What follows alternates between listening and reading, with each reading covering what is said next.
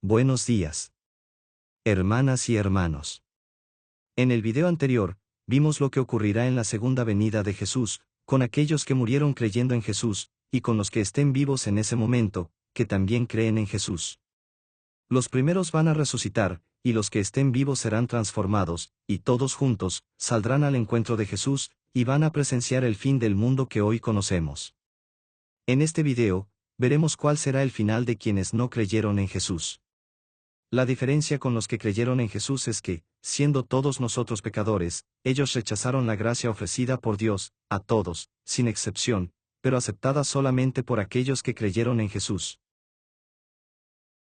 Como dice, Romanos, capítulo 3, versículos 22 al 24.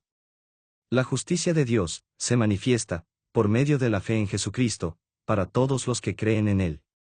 Porque no hay diferencia, por cuanto todos pecaron, y están destituidos de la gloria de Dios, siendo justificados gratuitamente por su gracia, mediante la redención que es en Cristo Jesús. Los que se pierden, son los que al rechazar la gracia de Dios, quedaron destituidos de la gloria de Dios. Quienes estén vivos cuando Jesús regrese a la tierra, morirán en la destrucción total que ocurrirá en el fin del mundo, como nos dice el apóstol Juan, en su visión de la venida gloriosa de Jesús con sus ángeles, en Apocalipsis capítulo 19. En este capítulo, Juan menciona al jinete del caballo blanco, cuyo nombre es el Verbo de Dios, Rey de Reyes, Señor de Señores, o sea, es Jesús, que viene a salvar a los redimidos, pero también, a destruir el mundo. Según nos dice el libro de Apocalipsis, capítulo 19, versículo 21. Y los demás, refiriéndose a los que quedaron vivos en la tierra y no fueron arrebatados, fueron muertos con la espada que salía de la boca del que montaba el caballo, y todas las aves se saciaron de las carnes de ellos. Quienes no creyeron en Jesús, y estaban vivos en su segunda venida, murieron. También lo dice Jesús, al hacer un paralelo entre su segunda venida, y los tiempos de Noé y de Lot, como dice en Lucas, capítulo 17, versículos 29 y 30. Mas el día en que Lot salió de Sodoma, llovió del cielo fuego y azufre, y los destruyó a todos. Así será el día en que el Hijo del Hombre se manifieste. Esta destrucción total, ya la había profetizado el profeta Jeremías. En Jeremías, capítulo 4, versículos 23 y 25. Miré a la tierra, y he aquí, que estaba asolada y vacía, y a los cielos, y no había en ellos luz. Miré, y no había hombre, y todas las aves del cielo se habían ido. En el fin del mundo, todo será desolación y muerte. No quedará nadie vivo.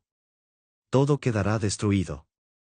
Para quienes permanezcan muertos o mueran en el fin del mundo, sus almas quedarán durmiendo, en un estado de inconsciencia, desconectadas de todo lo que las rodea.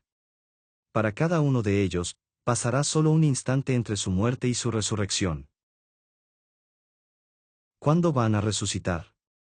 La respuesta, nos la da Apocalipsis, capítulo 20, versículos 5 y 6. Refiriéndose a ellos como los otros muertos. Pero los otros muertos, no volvieron a vivir hasta que se cumplieron 1000 años. Esta es la primera resurrección. Bienaventurado y santo el que tiene parte en la primera resurrección, la segunda muerte no tiene potestad sobre estos, sino que serán sacerdotes de Dios y de Cristo, y reinarán con él 1000 años. Quienes no resucitan en la primera resurrección, no vuelven a vivir sino hasta que se cumplan los 1000 años. Resucitan en la llamada segunda resurrección, que es la resurrección de los que no fueron redimidos en la primera resurrección. Si estas personas son las que se pierden, y ya no tienen salvación, ¿cuál es el propósito de su resurrección? La respuesta nos la da la Biblia, en Apocalipsis, capítulo 20, versículos 11, 12, 14 y 15. Y vi un gran trono blanco y al que estaba sentado en él, de delante del cual huyeron la tierra y el cielo, y ningún lugar se encontró para ellos.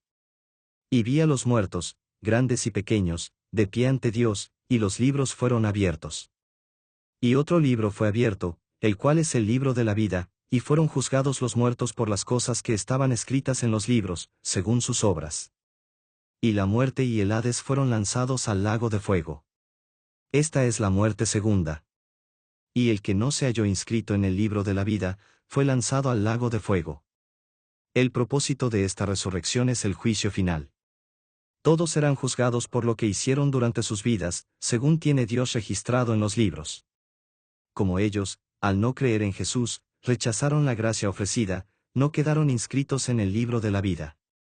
Esto significa que son juzgados solo por sus obras, y siendo todos pecadores, son condenados a la muerte segunda. Entonces, si ellos finalmente morirán, ¿no tendrán un sufrimiento eterno?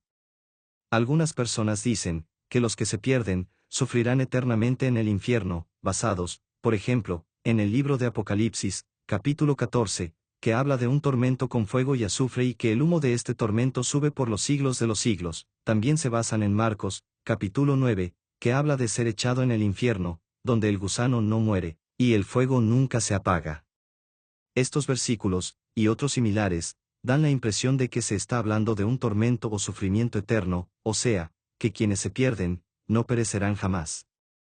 Esto significaría una contradicción con la muerte segunda. Hay que revisar, entonces, la consistencia de estos versículos con otros versículos de la Biblia, ya que la palabra de Dios es consistente, y no hay contradicción en ella, desde Génesis hasta Apocalipsis. Veamos entonces, si existe para los que se pierden, una vida eterna de sufrimiento. La primera carta de Juan, capítulo 3, versículo 15, que dice, todo aquel que aborrece a su hermano es homicida, y sabéis que ningún homicida tiene vida eterna permanente en él. Esto significa, que los homicidas no tienen una vida eterna permanente, aunque fuera con sufrimiento y tormento. No vivirán eternamente. En algún momento, los homicidas perecerán y no seguirán viviendo. La segunda muerte que se menciona en el libro de Apocalipsis es la muerte que menciona el apóstol Pablo en Romanos, capítulo 6, versículo 23. Porque la paga del pecado es muerte, mas la dádiva de Dios es vida eterna, en Cristo Jesús Señor nuestro. La paga o consecuencia del pecado, no es sufrimiento o tormento eterno, es la muerte eterna en oposición a la vida eterna. Si el castigo para los que se pierden es la muerte eterna, ¿significa que todos ellos reciben el mismo castigo? La Biblia nos da la respuesta, mencionando otra característica del juicio de Dios sobre los pecadores, la gradualidad del castigo. ¿Qué es la gradualidad del castigo? Gradualidad significa que hay diferentes grados de castigo y que el grado del castigo depende del mal o de los males que se hayan cometido. O sea, el castigo no será el mismo para todos. En esto se refleja la justicia perfecta de Dios. Todos seremos juzgados por nuestras obras y los que no estén inscritos en el libro de la vida, recibirán un castigo, que será diferente para cada uno. Como dice, la segunda carta a los Corintios, capítulo 5, versículo 10.